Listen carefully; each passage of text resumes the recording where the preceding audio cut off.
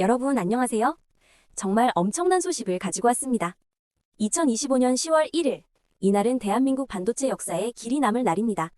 챗 GPT를 만든 그 사람, 샘 올트먼 오픈 AI CEO가 한국을 찾았습니다. 그것도 이재명 대통령, 이재용 삼성전자 회장, 최태원 SK그룹 회장을 한자리에서 만나는 초대형 회동이었죠. 그리고 그 자리에서 발표된 것은 바로 스타게이트 프로젝트에 대한 한국의 공식 참여였습니다. 5천억 달러, 우리 돈으로 약 700조 원 규모의 이 프로젝트는 인류 역사상 가장 큰 AI 인프라 투자입니다. 맨해튼 프로젝트에 비견될 정도의 규모죠. 오늘은 이 역사적 순간이 한국에 그리고 세계에 어떤 의미를 가지는지 철저히 분석해보겠습니다.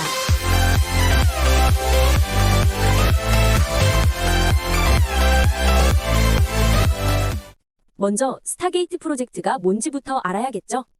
2025년 1월 21일 도널드 트럼프 대통령이 백악관에서 직접 발표한 이 프로젝트는 오픈 AI, 소프트뱅크, 오라클이 주축이 되어 설립한 AI 합작회사입니다. 목표는 명확합니다. 4년간 최대 5천억 달러를 투자해 미국 전역에 AI 데이터 센터를 건설하고 미국의 AI 패권을 확고히 하겠다는 것이죠. 초기 투자만 1,000억 달러입니다. 텍사스 에빌린을 시작으로 미국 전역에 최소 10개 이상의 초대형 데이터 센터가 들어설 예정입니다. 손정희 소프트뱅크 회장이 의장을 맡았고 오픈AI가 운영을, 소프트뱅크가 자금을, 오라클이 인프라를 책임집니다. 여기에 엔비디아, 마이크로소프트, ARM이 테크니컬 파트너로 참여하는 초호화 라인업이죠. 그런데 이 프로젝트에서 가장 중요한 것이 뭘까요? 바로 반도체입니다. 특히 HBM이라는 고성능 메모리 반도체가 핵심입니다. 여기서 한국 기업들이 등장합니다. 현재 전 세계 HBM 시장은 한국이 완전히 장악하고 있습니다. SK하이닉스가 약 53에서 70%, 삼성전자가 약 36에서 38%의 점유율을 보유하고 있어 두 회사가 합쳐 무려 90% 이상을 차지하고 있습니다. 이게 얼마나 대단한 건지 아시나요? HBM은 일반 D램보다 수십 배 비싼 초고가 제품입니다. 2026년 HBM 시장 규모는 약 50억 달러, 우리 돈 약 70조 원에 달할 것으로 예상됩니다. 특히 SK하이닉스는 엔비디아와의 독점적 협력으로 2025년 1분기 D램 시장에서 33년간 지켜온 삼성전자의 1위 자리를 처음으로 빼앗는 역사를 만들었습니다. 스타게이트 프로젝트에는 매달 최대 90만 장의 웨이퍼가 필요합니다. 올트먼 CEO는 대통령 접견 자리에서 직접 상당 부분을 삼성과 SK에서 공급받기를 희망한다고 밝혔죠. 결국 스타게이트는 한국 반도체 없이는 불가능한 프로젝트입니다. 이것이 올트먼이 한국을 찾은 진짜 이유입니다. 이제 본론으로 들어가 봅시다. 10월 1일 오후 6시 용산 대통령실, 이재명 대통령이 샘 올트먼을 접견했습니다. 이 자리에는 삼성전자 회장 이재용과 최태원 SK그룹 회장이 함께했습니다. 이날 세 가지 중요한 합의가 이루어졌습니다. 첫째, 오픈AI 삼성전자 SK하이닉스 간 HBM 협력 파트너십 LOI가 체결되었습니다. 스타게이트 프로젝트에 필요한 HBM을 한국 기업들이 안정적으로 공급하기로 한 것이죠.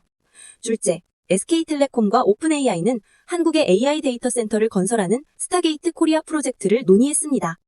2029년까지 두 개의 데이터 센터를 세우고 각각 초기 용량 20메가와트로 시작한다는 계획입니다.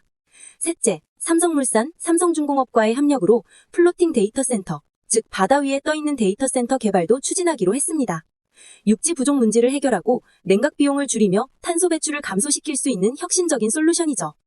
이재명 대통령은 삼성과 SK가 글로벌 시장의 큰 축을 담당하는 만큼 세 기업이 체결한 HBM 공급 파트너십은 글로벌 시장을 이끌 상생의 파트너십이라고 평가했습니다. 올트먼 CEO는 한국은 AI에서 글로벌 리더가 될 모든 요소를 갖췄다. 놀라운 기술 인재, 세계 최고 수준의 인프라, 강력한 정부 지원, 번성하는 AI 생태계가 있다고 말했습니다. 이번 협력으로 한국이 얻는 건 뭘까요? 첫째, 막대한 수출 증대입니다. 스타게이트가 본격 가동되면 한국 반도체 기업들의 HBM 수출이 연간 수십조 원 규모로 증가할 것입니다. 둘째, 고용 창출입니다. 반도체 생산 증대, 국내 데이터 센터 건설, 관련 산업 생태계 확장으로 수만 개의 양질의 일자리가 만들어질 전망입니다. 셋째, 기술 고도화입니다. 오픈AI, 엔비디아 같은 최첨단 AI 기업들과의 긴밀한 협력으로 차세대 HBM4, HBM5 개발에서도 선두를 유지할 수 있습니다. 한국은 이제 단순한 부품 공급자가 아닙니다. 미국 주도의 AI 생태계에서 핵심 파트너로 자리매김했습니다. 중국의 AI 굴기에 대응하는 한국, 미국, 일본 기술 동맹의 중추가 된 것이죠. 실제로 올트먼은 한국 방문 전 일본을 들렀고 이후 인도를 향했습니다. 아시아 AI 전략의 핵심 거점으로 한국을 선택한 겁니다.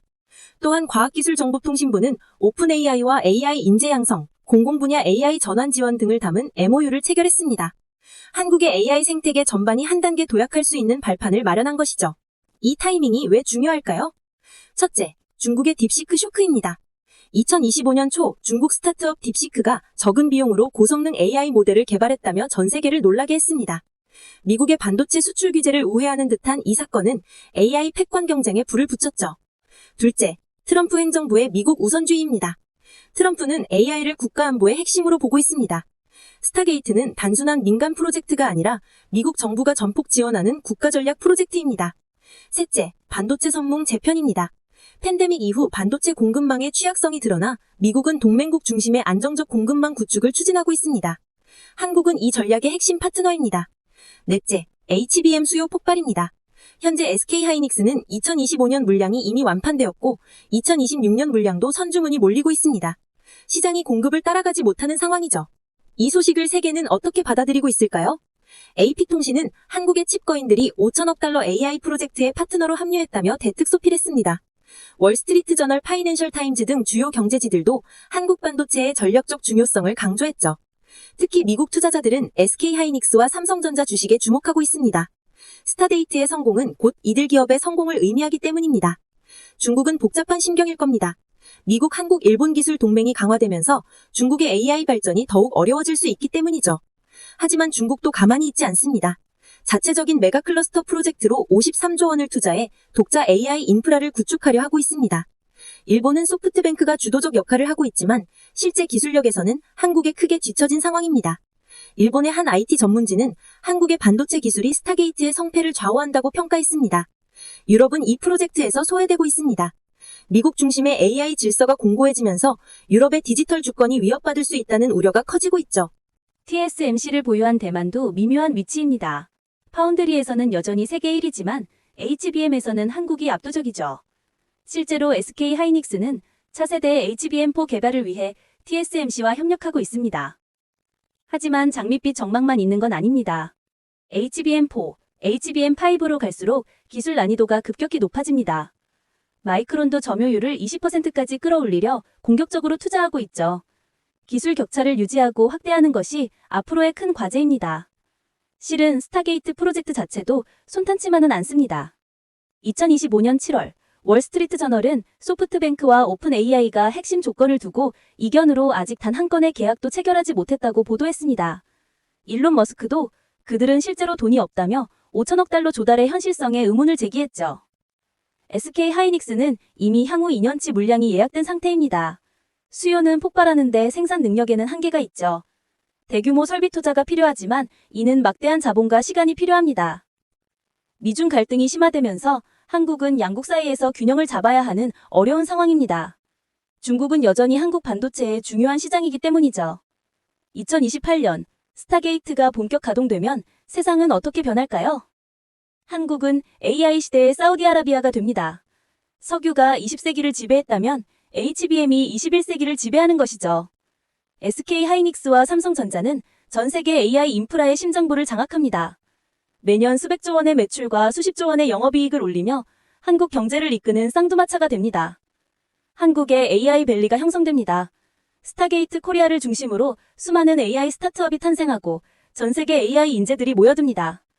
서울이 샌프란시스코, 뉴욕과 어깨를 나란히 하는 AI 허브가 되는 것이죠. 삼성중공업의 플로팅 데이터 센터 기술이 글로벌 스탠다드가 됩니다. 바다 위의 데이터 센터가 전 세계로 수출되며 한국 조선업의 부활을 이끕니다. 한국은 핵심 부품 공급자로서 안정적인 위치를 확보합니다. 폭발적 성장은 아니지만 꾸준한 성장세를 유지하죠. 다만 마이크론, 중국 기업들의 추격으로 시장 점유율은 다소 하락합니다. 대신 차세대 기술 개발에 집중해 기술 격차는 유지합니다. AI 생태계는 예상보다 천천히 성장합니다. 규제, 인재 부족, 투자 부족 등의 이유로 AI 밸리는 부분적으로만 실현됩니다. 스타게이트 프로젝트가 자금 조달 문제로 축소되거나 지연됩니다. 당초 5천억 달러는커녕 1천억 달러도 제대로 집행되지 못합니다. 중국이 HBM 자급화에 성공하면서 한국의 최대 시장을 잃습니다. 동시에 미국 기업들도 점유율을 계속 확대해 한국의 시장 지배력이 크게 약화됩니다.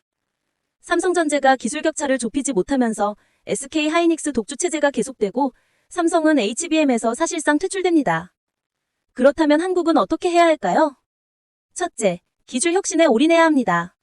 HBM4, HBM5 물론 그 이후까지 바라보는 장기 R&D 투자가 필요합니다. 정부는 반도체 특별법을 통해 세제 혜택과 규제 완화를 제공해야 하고 기업들은 과감한 투자를 멈추지 말아야 합니다. 둘째, 인재 양성이 시급합니다. 반도체 공학, AI 개발, 데이터 센터 운영 등 다양한 분야의 전문가가 필요합니다. 대학은 커리큘럼을 혁신해야 하고 기업들은 글로벌 인재 영입에 적극 나서야 합니다. 셋째, 생태계를 확장해야 합니다. 대기업만으론 부족합니다. 소재, 부품, 장비 기업들이 함께 성장해야 하고 AI 스타트업들이 꽃피울 수 있는 환경을 만들어야 합니다. 넷째, 외교적 균형이 중요합니다. 미국과의 협력을 강화하되 중국 시장도 완전히 포기하면 안 됩니다. 유럽, 동남아 등 제3의 시장도 적극 개척해야 합니다. 다섯째, 겸손해야 합니다. 지금은 잘 나가지만 반도체 역사는 흥망성쇠의 역사입니다. 일본이 그랬고 대만이 그랬습니다. 과거의 성공에 안주하지 말고 끊임없이 혁신해야 합니다. 여러분, 2025년 10월 1일은 역사에 남을 날입니다. 한국은 이제 AI 시대의 핵심 국가로 자리매김했습니다.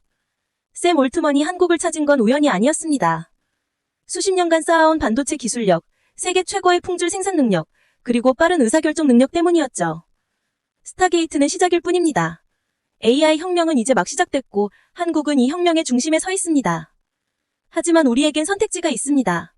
이 기회를 제대로 활용해 반도체 강국을 넘어 AI 강국이 될 것인가, 아니면 단순한 부품 공급자로 남을 것인가.